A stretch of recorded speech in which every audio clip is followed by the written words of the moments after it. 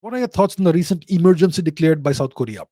So, just this past week, the South Korean president declared martial law and then had to withdraw it just a few hours later. So, what happened is that the guy who is kind of the Donald Trump, you can compare him to Donald Trump in the US.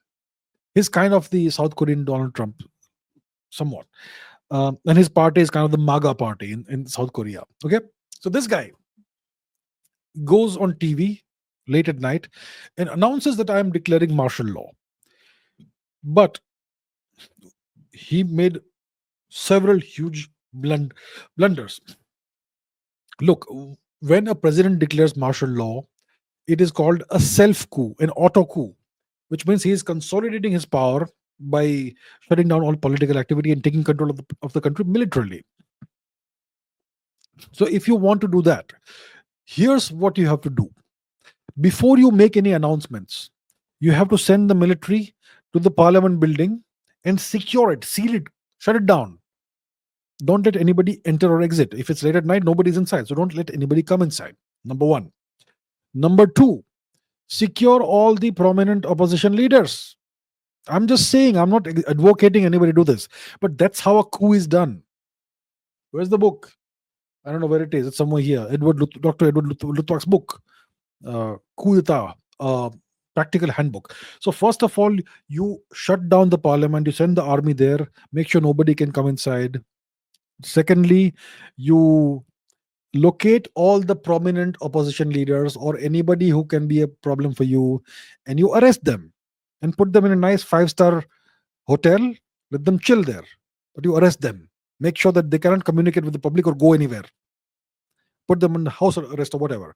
I'm not advocating anything harsher than that, okay? But in a coups, much harsher things can happen. And then you take control of all the news stations, of all the news agencies, of all the newspapers, of all the big media outlets, TV stations, radio stations, whatever, and you take control of each of these. Send your armed forces there. Once you take full control of the country in this manner, then you go on TV and declare martial law. You don't do it the other way around. That you first declare martial law and then you try to secure everything. How amateurish is that? So this guy, the president of South Korea, he did the wrong in the wrong sequence. He first went and declared martial law, but then the all the lawmakers, they went to the parliament and they passed a resolution or whatever saying that we are ending martial law. And because of the technicalities, martial law ended immediately. So I sit in in an airplane. I had just heard that martial law is declared. I take off on what, a 5.5 hour flight. When I land, I get the news my phone. Martial law is over.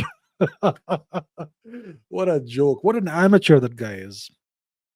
So at the end of the day, it has achieved nothing. I'm sure there is much more to this than what I'm telling you. What are the geopolitical considerations? What is the US angle? Because South Korea is an occupied country, it's under US occupation, it's a US proxy state.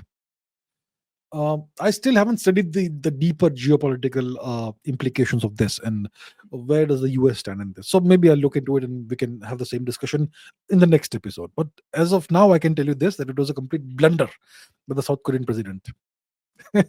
So yeah,